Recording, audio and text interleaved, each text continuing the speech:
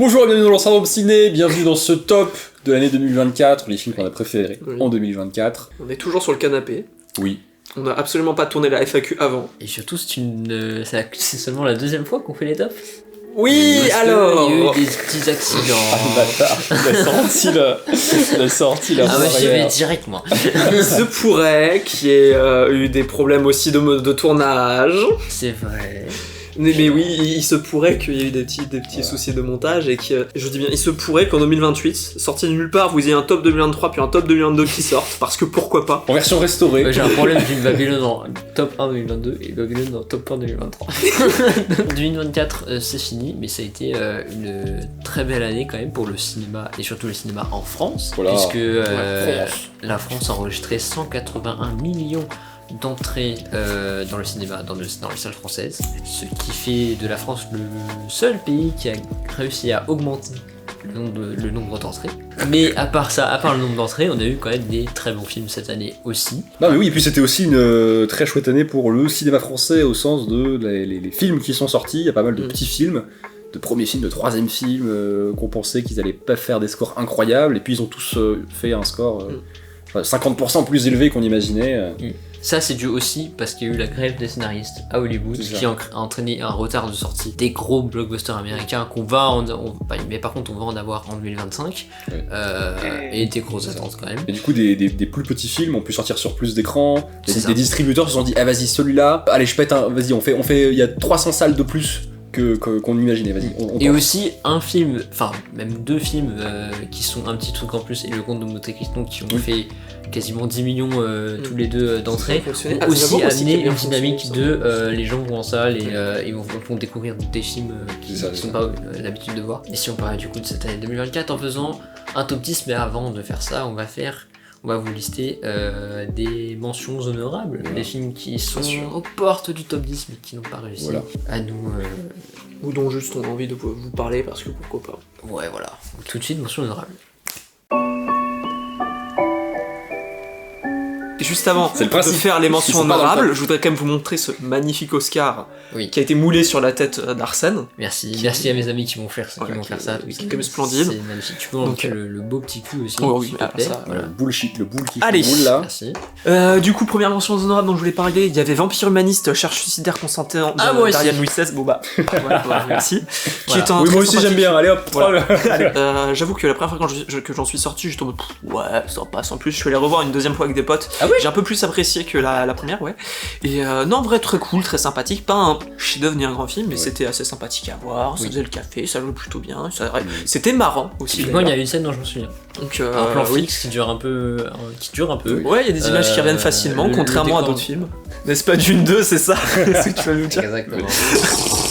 Et deuxième mention honorable, c'était Ultraman Rising de Shannon Tyndall, qui était un très sympathique film d'animation aussi, qui reprend le personnage d'Ultraman très connu au Japon. Et c'était cool, ça cassait pas trois pattes à un connard, mais c'était cool, ça faisait le café en termes d'action. Il y a Tim Henson qui était venu faire une petite partie de la BO, pour ceux qui connaissent Polyphia, c'est un super guitariste. Et voilà, bah c'était un film qui était, ma foi, fort sympathique, sans être incroyable non plus. Donc je voulais en toucher deux mots. À vous? Moi, c'était un film qui est sorti en début d'année 2024, c'est Poor Things. Voilà. J'ai le même. Il est longtemps resté. Bah voilà. Ah putain, bah je pourrais en parler aussi en vrai. Voilà, on a un peu d'accord sur ce film. Aussi. Ouais, c'était vachement bien, surtout la première partie. En noir et blanc, les décors, Emma Stone, excellent. Mais c'est dans la deuxième partie où il me perd vachement. Et le film est assez long aussi. Mais dans l'ensemble, c'était quand même assez beau, assez innovant en termes de mise en scène, en termes de visuel, donc ouais, Poor Things. Et sinon, qu'est-ce que là? Alors il y a celui-là, l'histoire de Suleiman. Je sais qu'il sera dans ton top, Olivier. Mais simplement il y relaye un souvenir que j'ai pas trop envie d'évoquer, mais donc j'étais plus très bien après être sorti du film, donc voilà. Mais c'est très cool, c'est incroyable. Moi j'ai toujours pas vu, mais ça a l'air très bien. Et sinon jury numéro 2 aussi. Oui. Parce que il a été un peu abandonné aux États-Unis. Ça c'est une dinguerie, en vrai de vrai, c'est une dinguerie. Il est sorti sur dans 100 écrans, 35 écrans, ouais, c'est ça, 50 Warner l'a jeté à la poubelle en sortant, quoi. Non, il est bien, genre c'est un bon film. Bon, mon amour du comté me doit de signaler un joli film réussi qui m'a pas tant plu que ça, qui s'appelle 20 dieux. Et 20 dieux c'est bien. 20 dieux c'est un film sur un gamin qui est dans la merde dans le Jura, je crois. Fils de paysan et qui est un peu dans la merde, qui est en galère de thunes et qui essaye en gros de gagner un concours du meilleur comté pour se faire 30 000 balles et essayer de s'en sortir. Et on le suit avec ses potes, on le suit avec sa petite sœur, on essaie de... Et c'est un premier film d'une jeune réal, Louise Courvoisier, ou Laure Courvoisier, Madame Courvoisier, qui a fait un très joli premier film, et qui est vachement bien distribué en France d'ailleurs, qui a eu 1000 écrans, qui est normalement une distribution de blockbuster américain, ça, et donc il a eu 1000 écrans quand il est sorti en fin d'année, ce qui lui a aussi permis de faire plein d'entrées. Là c'est un film qui a très bien réussi, donc bref, encore une fois le cinéma français, c'est très cool. En mention honorable, 20 dieux, que c'est bon de le compter. Et Poor Things et Vampire Humaniste. Des choses sérieuses. Le top 10. Let's go.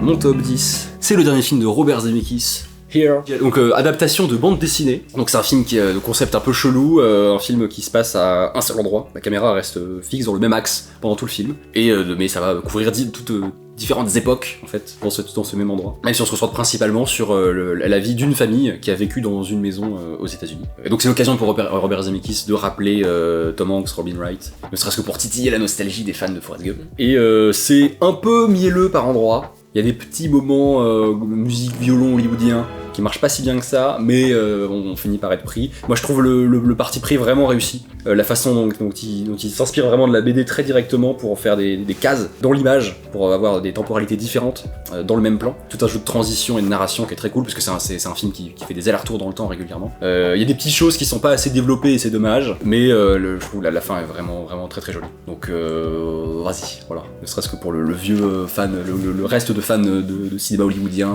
populaire qui reste en moi, vas-y, c'est stylé ça. Okay. Moi, mon top 10, je crois que c'est un film que vous n'avez pas vu. Ah. Moi j'ai pas vu des films. C'est Diamant Brut de Alice. Merde, je l'ai pas vu. C'est pas Alice. Okay. Agathe Riedinger.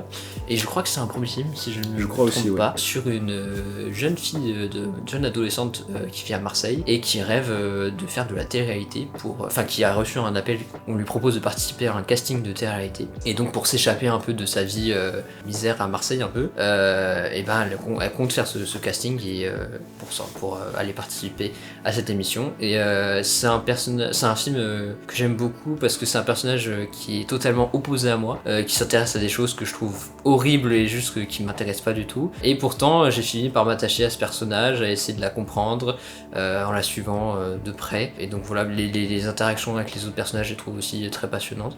Donc voilà, allez voir Diamant Brut, c'est très très bien. Ok. Et en 10ème, bon ça me fait chier de le mettre dans le top parce que j'ai pas très envie. Furiosa, une saga Mad Max, on en a déjà parlé sur la chaîne donc je vais être très bref. Il y a pas mal de soucis, c'est quand même très cool sur plusieurs points, notamment l'image, il y a des trucs qui fonctionnent pas si mal, notamment par rapport à la mythologie de Furiosa et tout. Il y a quand même des petits écueils à certains moments, on en a parlé plus en détail donc j'ai la flemme, et on peut passer directement au top 9. Moi, mon top 9, c'est Le Royaume, le film de Julien Colonna, cinéaste corse, qui nous raconte l'histoire bon, j'arrête ça tout de suite. Qui nous raconte l'histoire d'une ado et de sa relation un peu compliquée avec son père, un père absent puisqu'il est plus ou moins chef de clan mafieux en Corse. Et c'est très très très très beau. Et le Royaume de Julien Colonna, c'est un très très joli film. Je pense que ça me marque d'autant plus qu'en sortant de la séance, il y avait une espèce de brouillard dans la nuit, enfin, c'était très très curieux. Et je rentrais avec la musique du générique de fin, à pied chez moi. Et ça m'a fait ressasser le film, toutes ces scènes, cette fin terrible mais très très jolie, toutes ces scènes où le père et la fille sont tous les deux et ils sont super bien. Ça joue très très bien, c'est que des acteurs... La majorité sont des acteurs non professionnels dans le film. Le réal, je crois, ça lui parle directement parce qu'il a de la famille qui étaient membres de la mafia corse et qui ont disparu dans des règlements de compte en clandestinité, quoi. Et si je me souviens bien, au scénario avec lui, il y a Jeanne Herry, la réal de Je verrai toujours vos visages. Si je me souviens bien. Il y a pas mal de films qui ont parlé de la Corse et de milieux mafieux ou d'indépendantistes. Qui prennent le parti de parler de point de vue de personnages féminins un peu satellites autour de ces mecs qui font des dingueries ou qui se battent en faisant des trucs un peu vénères. Et celui-là est très très joli. Encore un film français, bon en Corse, mais je sais pas, Je vais pas énerver les indépendantistes. Bah moi mon top 9, je crois que c'est un film qu'on a tous les trois vu, oui c'est ça. On l'a vu au début de l'année. C'est Dolly de Quentin Dupieux. Parce que c'est vrai qu'il existe ce film. Mais il est très bien ce film. J'ai beaucoup rigolé. Non, c'est un film très drôle qui correspond très bien à l'imaginaire surréaliste de Dali. Et ça, Dupieux, je trouve qu'il l'a parfaitement inscrit à la fois dans sa mise en scène et dans sa manière d'utiliser le montage, la façon dont diriger ses acteurs. Donc ça, je trouve ça très cool. Même si parfois il va un peu trop loin sur l'humour, où il y a quelquefois la blague de trop, où ça dure juste un peu trop longtemps. Mais dans l'ensemble, oui, en termes de décor, en termes de mise en scène, en termes de jeu, c'est très bon. Et je trouve que l'équilibre marche très bien jusqu'à un certain moment où peut-être c'est un peu trop long, effectivement. Mais non, Quentin Dupieux continue de me surprendre. D'autant plus que on a un film où Jonathan Cohen joue bien. Donc voilà, Dali de Quentin Dupieux. On va rester sur le cinéma français.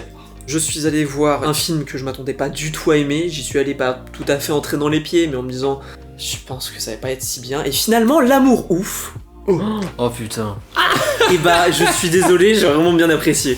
Non, ce qui m'a vraiment surpris, c'est surtout parce que du coup, L'amour ouf nous raconte une histoire d'amour et de mafia, et ça va être compliqué. J'ai la flemme de résumer le film. Oui. Je vais surtout vous parler de moi ce qui m'a plu déjà, la mise en scène, parce qu'il y a des bonnes idées de mise en scène.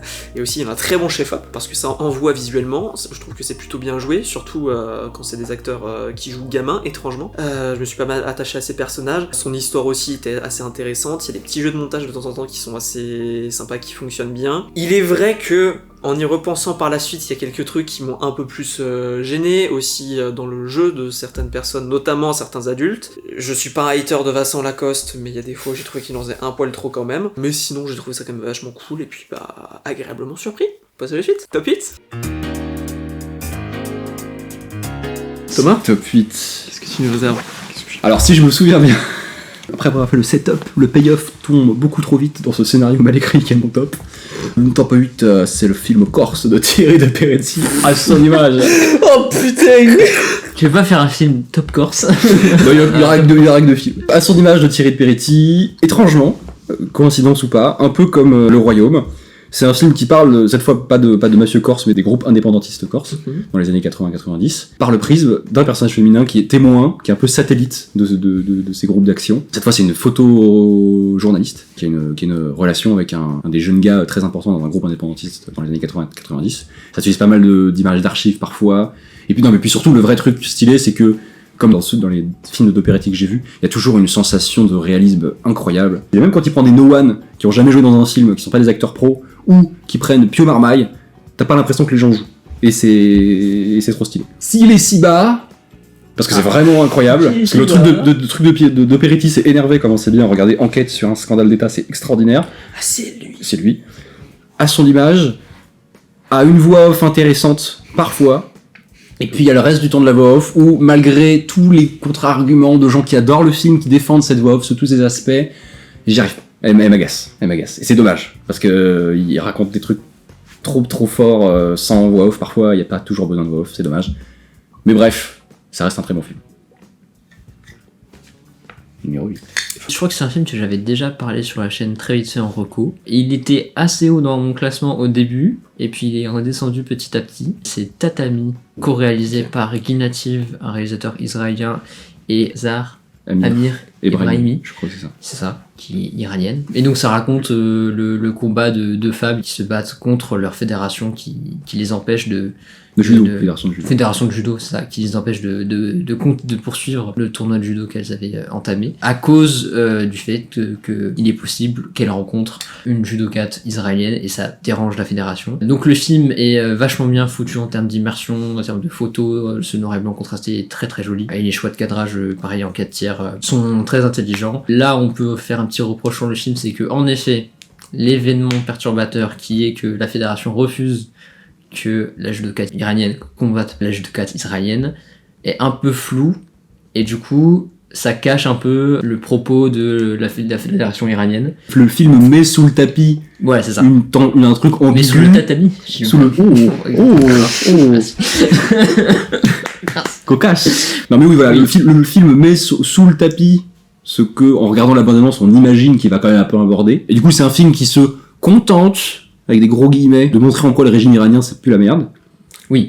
Sans c'est- aborder le reste. Et du coup, c'est un peu dommage. Le sujet le sujet du film qu'on pensait être, on savait pas du tout. En regardant la bande-annonce, on savait pas du tout. C'est pas si clair. Ouais, Mais ça soulève des trucs. On se dit, ok, ça va soulever ces trucs-là et en parler. Exactement. Et puis, pas tant que ça. Et pas tant que ça. Et finalement, ça aborde surtout le combat des femmes dans cette société où elles sont privées de beaucoup de liberté, C'est ça. de beaucoup de droits. Donc c'est surtout ce combat-là qui est intéressant. Mais oui, il met sous le tapis quand même un débat qui aujourd'hui est nécessaire. Mais voilà. Donc, Puis maintenant qu'on a eu les JO où des athlètes ont eu à se poser vraiment ces questions-là, pas exactement. forcément au judo mais dans d'autres disciplines, ça rendait le film encore Un peu plus frustrant intéressant sur aussi. cette question, Et et ça donc aurait pu être frustrant. plus frustrant, mais donc très très frustrant. Mais il n'empêche que il est quand même vachement bien foutu, vachement bien interprété par les, et vachement bien réalisé. Voilà, il y a des plans fixes sur les interprètes qui sont sublimes. Mais aussi les combats de judo, on sortait des JO, donc t'avais toute l'émotion des JO qui était passée. Tu vois un film de judo, c'est vrai que les combats ne sont pas filmés comme à la télé, très nerveux, caméra épaule, mais je trouve que c'est pas totalement maîtrisé, même s'ils sont quand même intenses en termes d'émotion, de par le récit. Mais tout ça, voilà, ça reste vachement bien, et je vous le conseille beaucoup, parce que j'ai vécu l'un des plus grands moments de sport. J'ai été Spoiler, spoiler, spoiler. de toute ma vie, même si je spoil un peu. Désolé. D'accord. En 8ème, pour moi, ce sera un film qu'on était allé voir au cinéma, du coup sans Arsène, qui s'était barré avant. C'est The Substance de Coralie Farja. Bon, ok, très cool, hein. C'est bien foutu en termes de mise en scène. C'est un propos qui est pas du tout subtil, mais qui est très important et qui est super bien fait. De toute façon, la subtilité, c'est absolument pas le film, ce que veut faire le film. Il y a des scènes extrêmement marquantes où t'as juste Demi Moore devant son miroir qui arrive à faire des trucs super dans lesquels tu peux te reconnaître. Elle a eu Et le qui sont- Golden Globe d'ailleurs. En plus, Hier. bravo, félicitations. Super performance et tout. Après, il est vrai qu'il y a des fois où l'absence de subtilité nuit un petit peu au film, où il veut vraiment nous faire comprendre des trucs qu'on a déjà compris, où il surligne ça avec des effets de mise en scène, c'est un peu dommage. Et aussi, je trouve qu'il y a une fin qui s'étale un peu en longueur, alors que le film pourrait s'arrêter un peu avant et être peut-être encore plus fort à voir. Donc c'est ça surtout ce qui m'avait saoulé. Et aussi, autre raison pour laquelle il est pas plus haut, j'en sortais d'une journée de 3 films, et voir ça fatigué, En soirée, quoi. Ouais, ouais. en soirée, quand tu te manges des cris, du sang dans la gueule, à la fin t'es fatigué. Tout de suite. Ah, merde, j'ai raté. Mon top 7, The Substance de Coralie Farja. Pourquoi t'avais dit d'en parler? Parce que j'avais oublié. Mais donc je redirai pas ce qu'il a dit, pour rajouter des trucs. C'est un film très très généreux, qui explore vraiment bien son concept. Dès l'intro, j'ai senti qu'on allait se marrer, quoi. Il va se passer quelque chose, et ça va stimuler. Ça va, on va vivre des trucs. Ouais, des trucs sur les œufs, là. Les œufs, quoi. Il y a un jaune d'œuf, et puis il y a un deuxième jaune d'œuf. Ah, je veux dire, c'est une dinguerie, bref. Si vous n'avez pas déjà vu The Substance, ne mangez pas, puis voyez-le. C'est une très bonne idée, ouais. Top 7, moi c'est un film que j'ai rattrapé et qui est sorti en début d'année 2024. Ça s'appelle Les Chambres Rouges de Pascal... comment Plante. Pascal Plante. Accent québécois? Merde, je sais pas. C'est un film terrifiant. Je sais même pas comment qualifier le genre de ce film. À la fois de l'horreur, un film de procès, un huis clos x3 parce qu'il y a 3 lieux. En même temps un film d'épouvante. Enfin, c'est très bizarre, mais j'ai aimé être avec ce personnage qui est terrifiant, alors qu'elle fait rien de spécial. Juste elle est là, elle regarde un écran et c'est trop bizarre. Énormément d'idées de mise en scène, il nous terrifie avec ses mouvements de caméra. Il y a un cut qui m'a glacé le sang et un regard caméra qui m'a glacé le sang. Et je l'ai vu tout seul dans ma chambre avec un casque. J'ai allumé la lumière à ce moment-là parce que j'étais pas putain. En termes de son, c'est terrifiant, tout alors qu'on ne voit rien et c'est incroyable. Pareil, un film à ne pas voir après avoir mangé, parce que même si on voit rien, on ressent plein de choses. Oui, ça remue, ouais. Et c'est terrifiant. Voilà. Ok. 7ème, c'est un film que j'avais pas rattrapé tout de suite, que mes deux compères ont eu la chance de voir plus tôt dans l'année. La Zone d'intérêt. Oh, De Jonathan Glazer. Connais pas, c'est bien. J'étais sûr qu'en le mettant si bas, ça vous ferait réagir en plus. Il était 6ème jusqu'à hier. Mais avant ta qu'il- gueule, ta gueule. Le film est très bien. On va s'entendre là-dessus. Super réa, les plans sont très bien composés. J'aime aussi bien la photo qui est faite, même s'il y a un peu d'aliasing à certains moments. Il y a des soucis de points à 2 moments dans le film. Mais sinon, le film est très fort. Le seul truc qui m'a vraiment vite fait saoulé avec le film, c'est ce qui est pas forcément un défaut en soi non plus, mais là c'est vraiment plus personnel. Le fait qu'au bout de 5 minutes, on comprend qu'il va nous raconter du coup certains trucs par l'image, avec des trucs qui se passent en arrière-plan, l'horreur des camps de concentration comme ça, ce qui est extrêmement intéressant.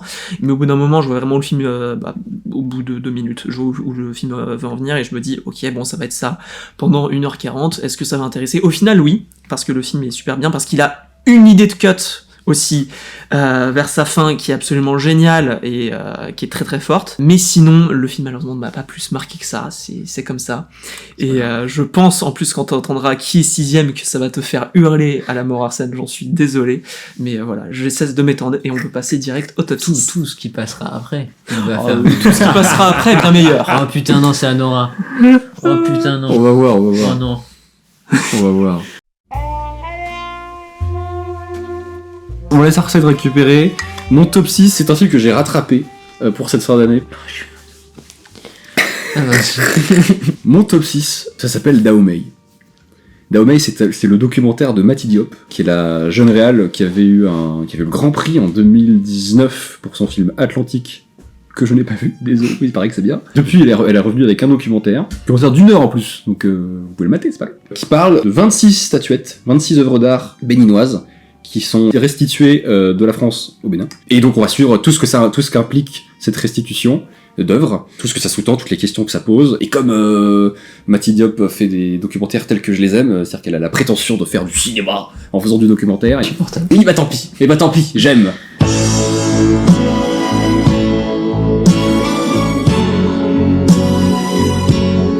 On a régulièrement l'introspection d'une des statues qui sont restituées. Donc on entend la voix de cette statue qui s'interroge sur ce qu'elle fait, sur cette... Où est-ce qu'elle va? Et sur cette nuit qu'elle ne pensait jamais quitter, enfermée dans un musée pour retourner au Bénin. On voit des étudiants qui sont dans une espèce d'amphi pour débattre de s'ils sont satisfaits ou s'ils trouvent que c'est pas suffisant. On voit comment ça se passe, le fait de la restituer, comment c'est reçu. Bref, on voit plein de choses dans ces 1h08 qui sont très très belles, très très stylées. Donc c'est un film très court, très resserré, mais très bien foutu, très intelligent. Dahomey, de Mati Diop. En parlant de documentaire, c'est pas un documentaire, mais c'est un film sans aucun dialogue. Et c'est Flow. Oh. Qu'est-ce qu'il y a? C'est ça aussi? C'est moi aussi. Voilà, donc c'est votre top 6 à tous les deux? Oui, en fait, moi ça me faisait tellement rire de mettre, parce que je suis un petit con, de mettre la zone d'intérêt après Flow pour trigger Arsène, que je l'ai un peu mis à cause de ça. Soit les deux étaient un peu equal au moment où j'ai vu. Alors c'est la moi zone que ça d'intérêt. trigger le plus. Mais, oui. Parce que j'ai failli le mettre en mention honorable, Flo, je l'ai dégagé. Mais oui, non, sinon Flow c'est vachement bien. Faites la paix autour de Flo. Vas-y. Je peux pas faire la paix, Là c'est une paix compliquée là. Ok, bon, Flow, c'est très bien parce que déjà c'est une proposition totalement presque inédite en vrai. C'est un film d'animation muet qui suit des animaux pendant 1h30 sans qu'on ait vraiment de véritables récits, mais qu'on s'intéresse toujours au voyage de ces petits animaux, de savoir où est-ce qu'ils vont sans savoir trop exactement. Il y a tout ce travail d'immersion qui est assez hallucinant. Qui m'a foutu la trouille notamment sur le fond marin, mais en même temps toutes les couleurs sont magnifiques, la photo est magnifique, l'animation elle est pas parfaite mais elle a un certain charme et j'aime beaucoup, et il y a tout ce rapport aux jeux vidéo aussi qui est vachement intéressant, et c'est un film qui faut aussi la trouille parce qu'on se dit que ça va arriver pas très vite mais bon 2050 on sera peut-être pas là, mais parce que ça film viendra post-apo, c'est un film post-apo sur les inondations, enfin avec une espèce de inondation déluge. progressive. Et en plus, il y a toute cette dimension un peu mystique qui me fascine. Surtout qu'on a des animaux qui sont véritablement des animaux et qui n'ont pas trop de caractère humain, comme on peut le voir dans les Disney ou les Pixar. Donc c'est vachement bien, vachement beau, et puis vachement prenant en fait, voilà. Ce qui est très bien foutu par rapport à ça, c'est qu'on comprend extrêmement bien leurs émotions, justement par le cadre, par des trucs qui sont appuyés, parfois par la musique ou le son, sans qu'on ait justement besoin de les humaniser pour qu'on puisse s'attacher à eux.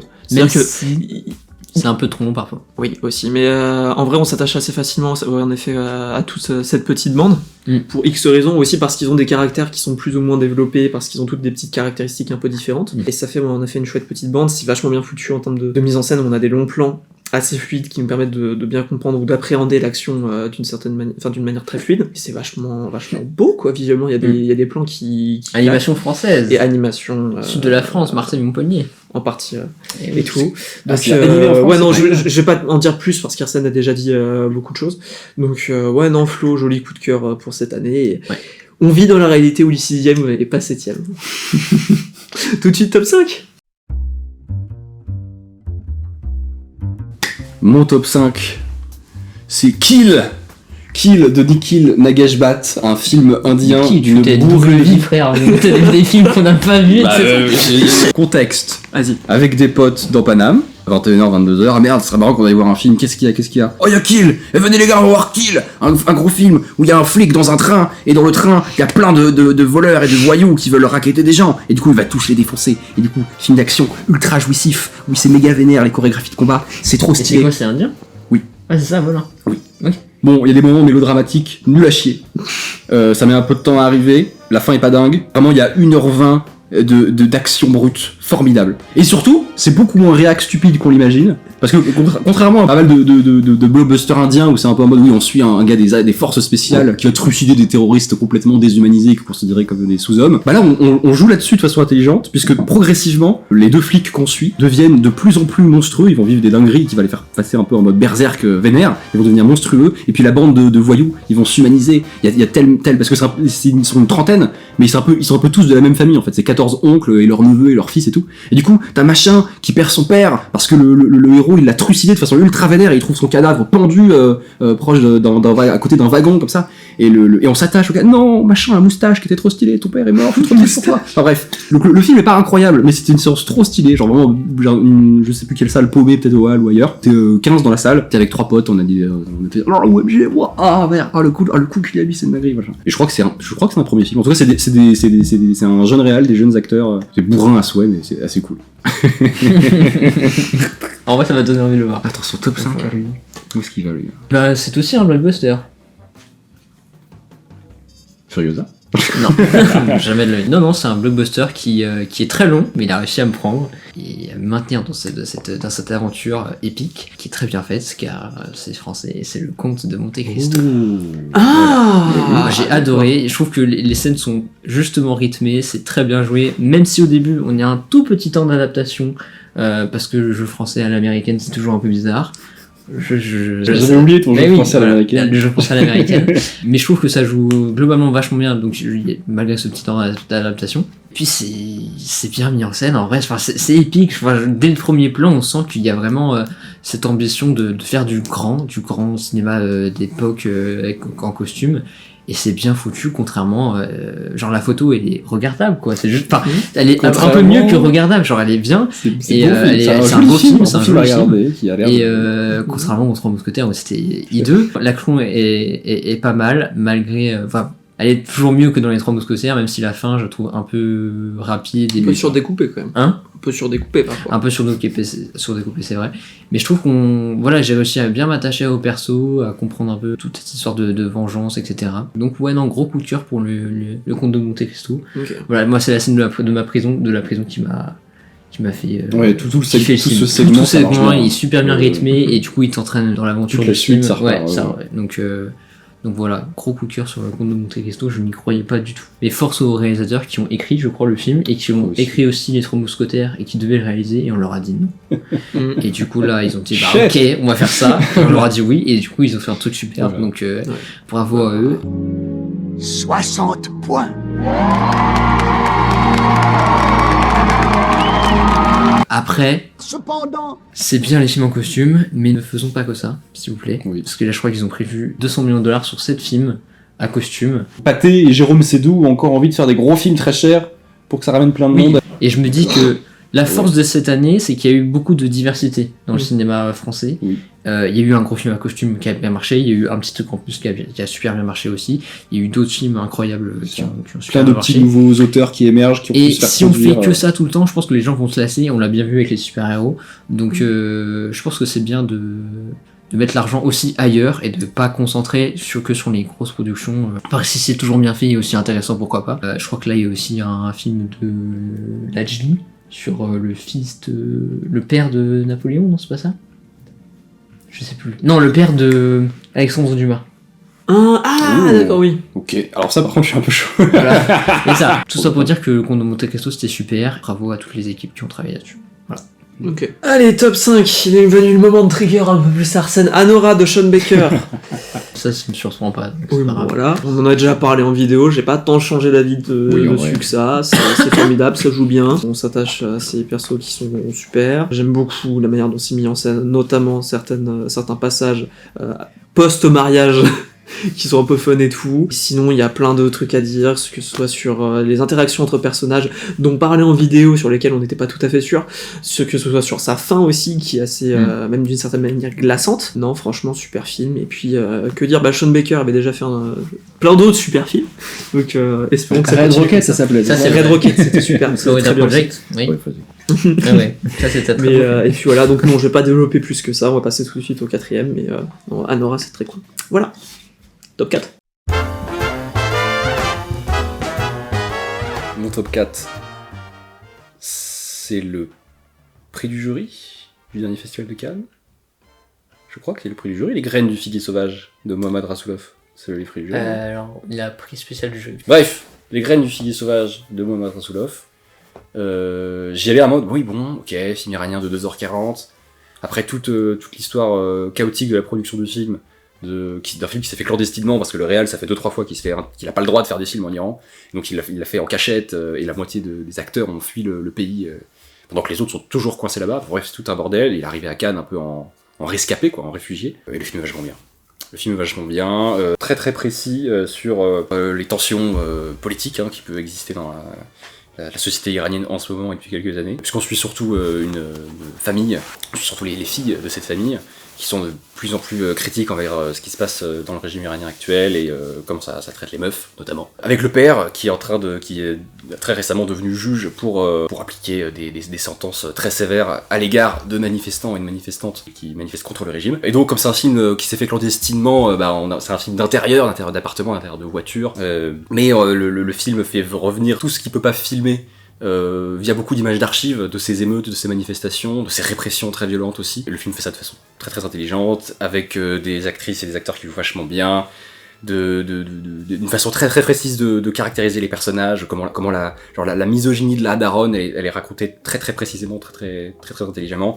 C'est très long, mais ça arrive sur un espèce de chapitre final assez osé, hyper bien pensé et très réussi.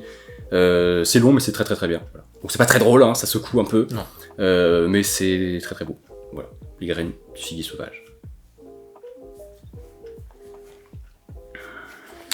Merci.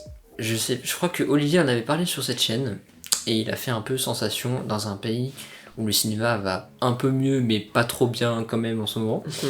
C'est l'Italie, et donc il reste encore demain de Paola Coltellesi, oui. yes, qui est grandement inspiré d'une époque, d'un mouvement de cinéma italien qui est le néo-réalisme.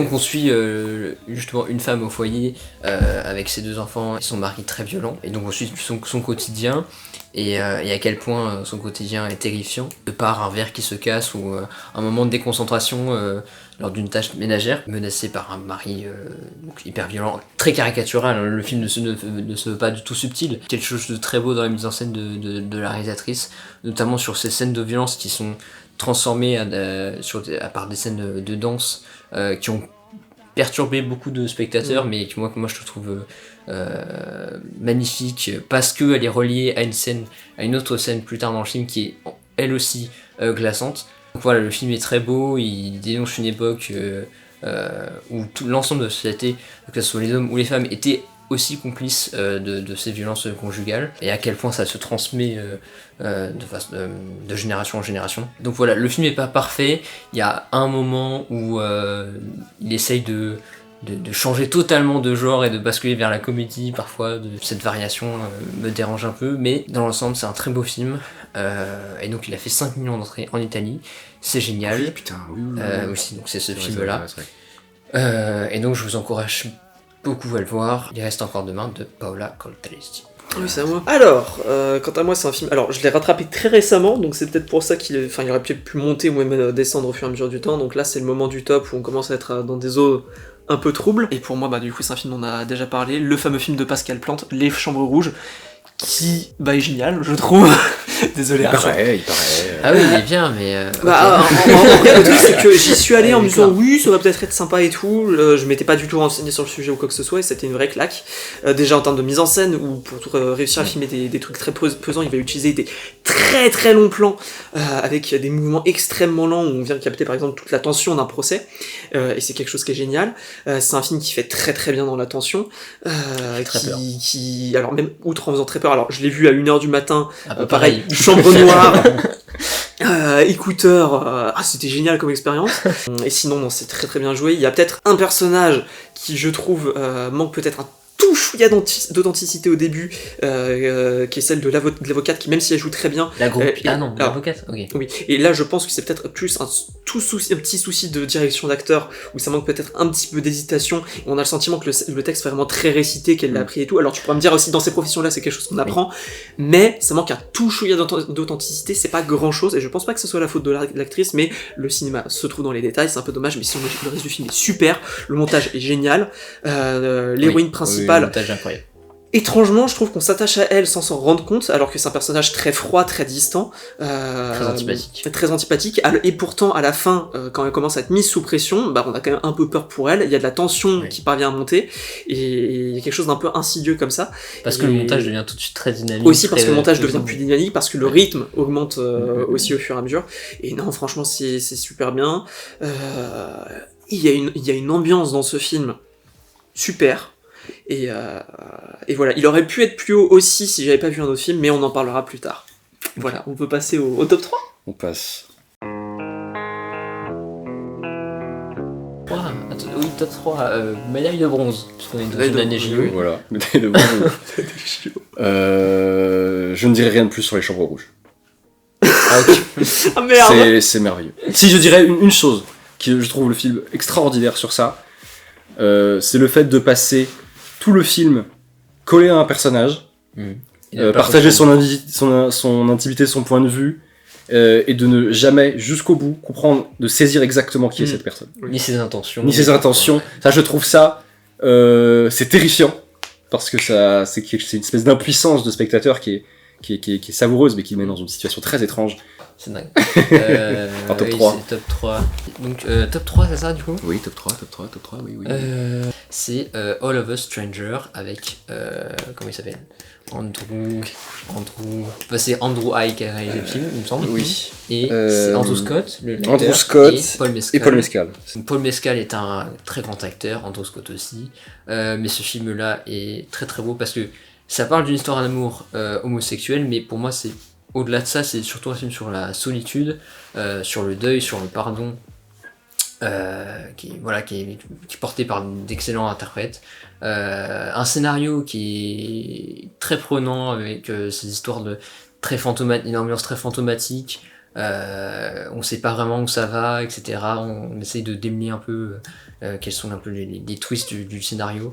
Non, très très très très beau film, de la photographie sublime. Oui, donc Paul Mescal fait aussi des très bons films, il fait pas que des blockbusters très cons. Oui, c'est vrai qu'on s'était arrêté sur Gladiator 2, dans lequel il est un peu... Non, il a fait Afterson, et en voyant la bande-annonce, je me suis dit, oh, ça va être un film d'interprète en mode, oh là là, film à Oscar pour les acteurs qui se sont dévoués à leur rôle. Exactement. Ouais. Mais finalement, non, c'est magnifique, et donc foncez voir ça. J'irai, j'ai toujours pas vu, j'ai oublié de le rattraper. Ok. Ça, oui. Numéro 3, bah du coup je l'ai rattrapé très récemment. Et on n'en a pas parlé sur la chaîne, il me semble. On n'en a pas parlé du tout, même entre nous. Et c'est I Saw the TV Glow de Jane Chobron. Je sais pas si ça vous dit quelque chose. I Saw de quoi ? I Saw the TV Glow. Genre j'ai vu la lueur de la télé, quoi. J'ai vu la télé briller, si tu veux. Voilà. Qui est un film du coup américain, produit il me semble par A24. Bref, on n'en parlera pas trop. Et c'est super. C'est quoi, c'est un film d'horreur ? Alors en fait, c'est un film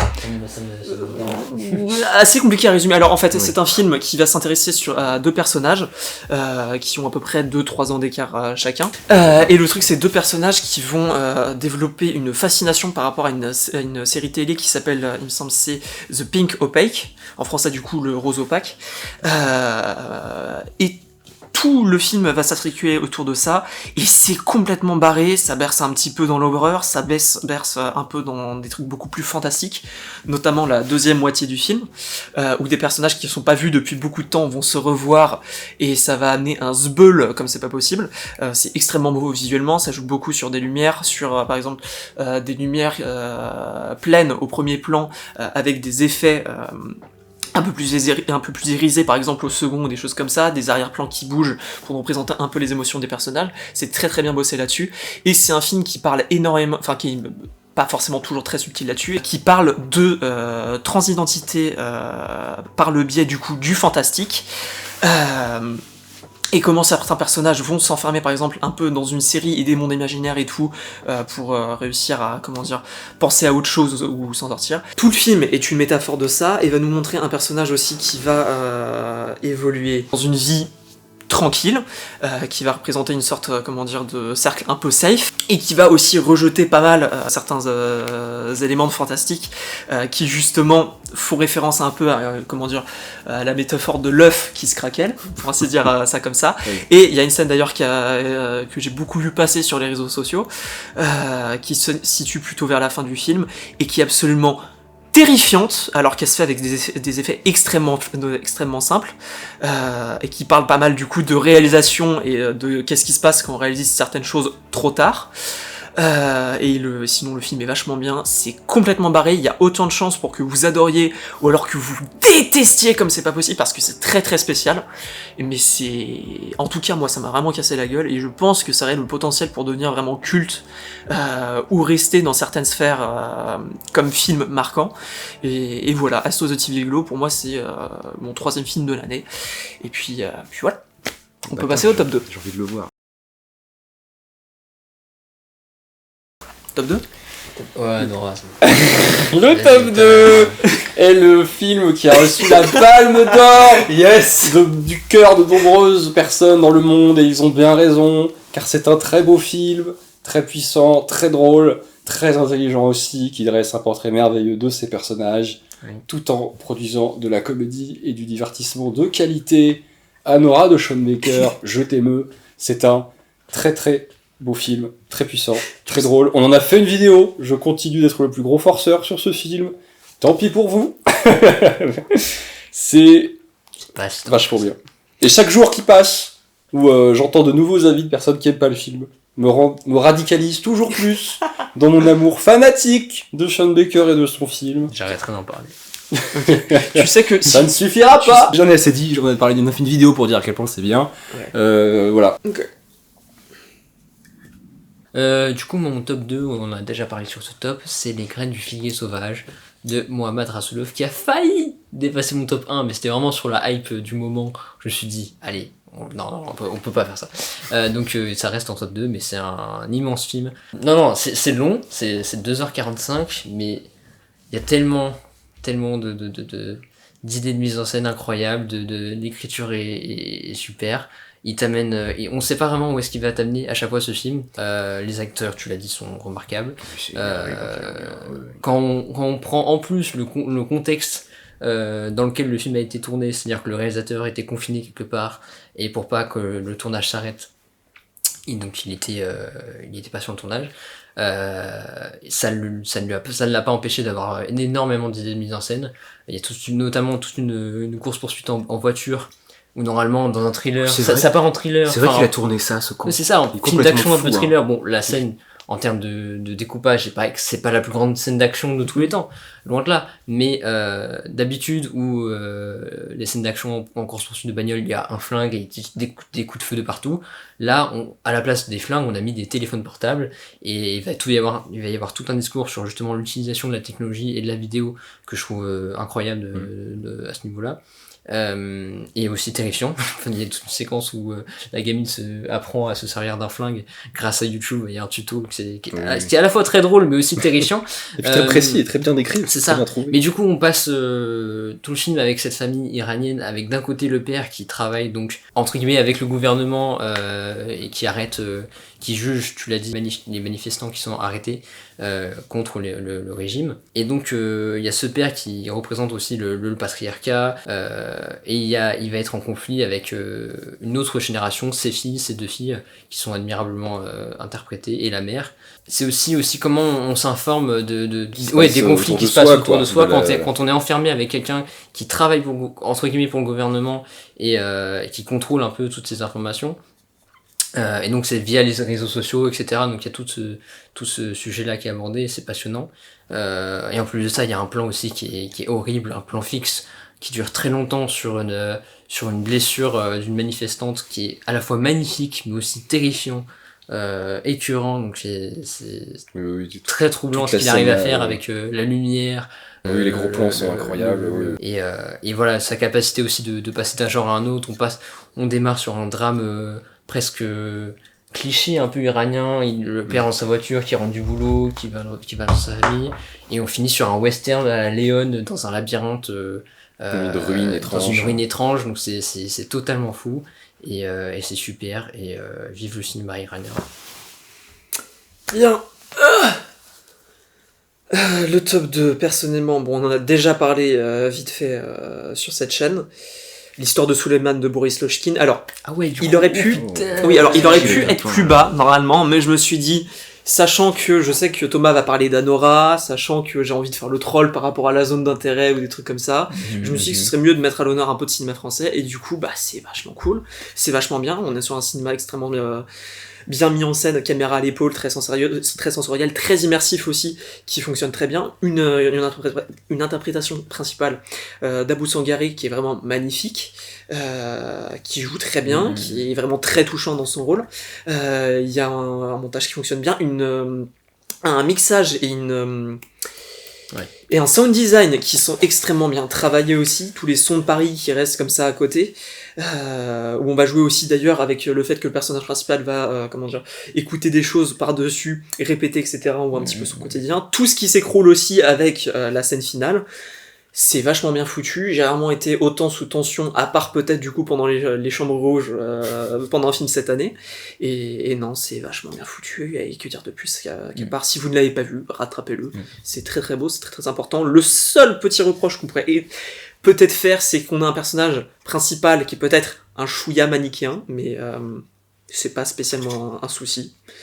Et puis voilà, c'est très bien. Passe au Toujours pas vu. Attendez, c'est le top 1 là ? Oui.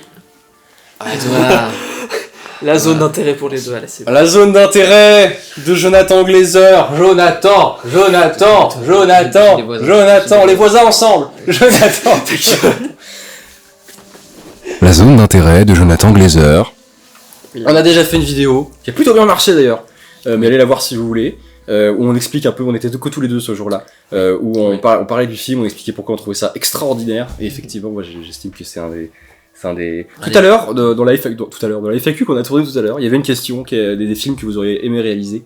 J'aurais pas aimé réaliser La Zone d'intérêt, mais un des trucs que j'admire dans ce film, c'est le fait d'avoir à la fois... Je sens que derrière la cam, et ça se voit dans son film, on a un énorme gauchiste, qui a étalé des pages et des pages de théories de gauche radicale sur comment a apparu le nazisme, comment il fonctionnait, sur quelle structure il se basait, qu'est-ce qu'il a produit par la suite, qu'est-ce qu'il a inspiré, tout ça. Tout en faisant un film d'une radicalité formelle complètement dingo, c'est-à-dire que on a été 800 000 en France à aller voir un truc qui formellement ressemble à une installation d'art contemporain chelou, où on a plein de caméras planquées dans des décors pour faire des plans larges, comme ça, et du coup, dans une maison, t'as 15 personnes, voilà, une espèce de dispositif inspiré de tes réalités, donc là, on a des dizaines de caméras planquées un peu partout. Des caméras de vidéosurveillance. Voilà, un peu, il y a cette impression-là dans le film. Et puis tellement d'idées, de scènes qui sortent de ce dispositif pour proposer d'autres choses. C'est les fleurs les plus terrifiantes que j'ai vues de l'histoire du cinéma. Cette phrase n'a pas de sens, mais ce film existe, donc ça a du sens. C'est extraordinaire. Et voilà, moi je rêverais un jour d'être capable de faire un film aussi basé, comme on dit, aussi pertinent politiquement. Il n'y a pas beaucoup de films qui disent des choses aussi intéressantes sur le nazisme, la solution finale, les camps de concentration, tout ça. Tout en ayant une forme si riche et si passionnante. Et un mot pour ces gens, c'est bientôt convaincus, ceux qui n'aiment pas encore la zone d'intérêt. Sachez qu'on vous aime quand même. Mais comprenez que, pour aimer le film, il suffit de se dire que ça ne raconte pas. Ça montre des choses. Et c'est pour ça que c'est vachement bien, et c'est pour ça qu'on peut trouver ça formidable pendant 1h40. C'est que chaque scène, chaque plan, il va y avoir, ça va montrer une nouvelle chose, nouvel aspect. C'est une nouvelle, parce que tu l'as dit, Olivier, tu disais qu'en 2 minutes, t'avais un peu compris où est-ce qu'il voulait venir. Oui, alors, venir, ce qui m'a pas posé le problème pour une bonne partie du film, parce que je me disais, ah putain, ça tel truc, c'est extrêmement intéressant. Ah tiens, tel plan avec les gamins et tout aussi, c'est très bien, mais il y a eu des moments où j'ai un peu décroché, ce qui arrive aussi. Oui, sûr. Bah, ça, on veut pas Mais c'est pour ça. Non, on s'en veut pas. Après, tu vois un film à minuit, bon, peut-être que j'ai cherché la merde aussi. Ouais, mais... peut-être. Mais c'était pas que pour ça. J'ai d'autres potes qui étaient en mode, oui, ou même, c'est un film qui a fait 800 000 entrées, que beaucoup de gens sont allés voir, mais il y a beaucoup de gens qui ont pas aimé le film. Il y a beaucoup de gens qui sont qui ont été très dubitatifs de, bon, on s'emmerde, y a pas d'histoire, qu'est-ce qui se passe? Et donc, voilà, petit tuyau, petit tips, petit anti-sèche, je trouve, pour pouvoir kiffer le film. L'astuce, c'est de se dire, ça ne raconte pas d'histoire. Non, mais enfin, ça montre, ce que c'est que le nazisme au quotidien, en tant qu'expérience banale quotidienne. Et ça, c'est incroyablement bien fait. Et c'est peut-être aussi ton top 1.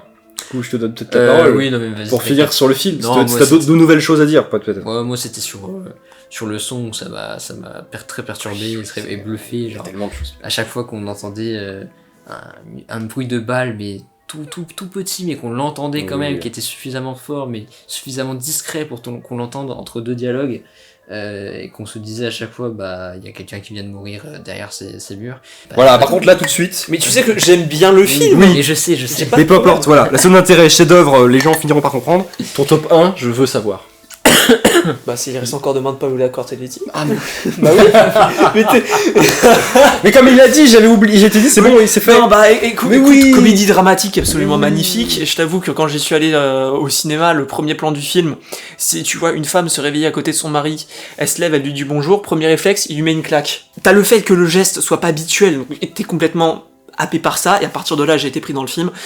Et c'était bon, quoi. Enfin, le film a pas lâché une seule seconde. Je peux entendre les gens qui trouvent que certains trucs sont un petit peu ridicules à certains moments, la fameuse scène du chocolat et tout, mais il y a une telle tendresse dans la mise en scène, dans ce travelling circulaire qui allie deux personnages qui se sont pas vus et qui voudraient vivre une autre vie ensemble, que bah, ça passe, ça raconte des choses qui sont très très belles. Il y a je en effet. dis pas que ça raconte pas. Non, je sais, pas de souci avec ça. C'est quand je dis que la zone d'intérêt, j'ai trouvé ça un petit peu long. Je suis pas en mode le film est long, c'est plus pour moi. Là, c'est vraiment un truc subjectif. Je suis pas en train de dire le film il était nul et tout. Non, bien au contraire. Je trouvais c'est un film qui est très bien mis en scène. C'est un film qui est très bien joué aussi avec une interprétation justement de Paola Cortelletti qui joue aussi le rôle principal, qui non seulement réalise et qui joue dans son propre film. Elle s'en sort extrêmement bien. Il y a eu, t'en avais parlé, des scènes de violence conjugale qui, à certains moments, qui peuvent choquer, qui sont aussi parfois faites sous forme de danse, mais c'est réalisé dans une ambiance tellement glaçante que ça passe, surtout en plus quand tu vois les conséquences qu'il y a pu avoir par la suite. Et il y a cette fin qui est magnifique. Il y a puis l'autre scène de danse, on parle pas, mais qui est aussi terrifiante. Oui, aussi. Il y a plein de trucs à dire sur ce film. Il y a des petits effets de montage qui sont super. Il y a une BO aussi qui est très très jolie. Non, c'est un film qui est grand, c'est un film qui est important aussi, c'est un film qui est magnifique. Et pour moi, ça a été mon top de l'année. C'est celui en tout cas qui m'a le plus touché et qui en sortant de la salle m'avait vraiment laissé pantois. Voilà. Oui. Et donc un film qui a fait un énorme succès en salle en Italie, pays mourant en termes de vie des salles de cinéma et de production de films aussi. Donc si ça peut raviver un peu... comme quoi c'est pas parce que l'extrême droite a tué le cinéma dans un pays qu'il est forcement mort. C'est ça vivote un peu. T'es en train de dire quoi, on sait jamais. Finalement ça va, c'est pas si mal. Tout de suite des incidents. Ouais. Mais sinon, ne nous insultez pas en commentaire si vous n'êtes pas d'accord avec nous. C'est pas grave et en même temps c'est normal. Moi si, mais pas les autres. Moi j'aime bien. Insulter Macron sera déjà plus productif. Voilà, d'ici là, abonnez-vous. Qu'est-ce que vous pensez de nos tops en vidéo? Qu'est-ce qu'on a oublié? Quel est votre top? Voilà, c'est quoi vos tops? Voilà. C'est quoi vos films de l'année? S'il y a que 4-5 films que vous adorez, c'est quoi? Qu'on voit un peu là. C'est qui? Qu'est-ce que vous aimez? Vous autres qui nous regardez comme ça. Et puis voilà, likez la vidéo, partagez. Abonnez-vous si c'est pas déjà fait. Et du tout coup, ça, on fait ça là, abonnez-vous, merci. Est tout prêt là? Merci, abonnez-vous et au revoir. Et voilà. Wouh. Et voilà. La zone d'intérêt. Et voilà. Ah putain, non, c'est Anora. Et voilà. Jonathan. On est bon. 18h06. On a le temps de faire des petits tanks.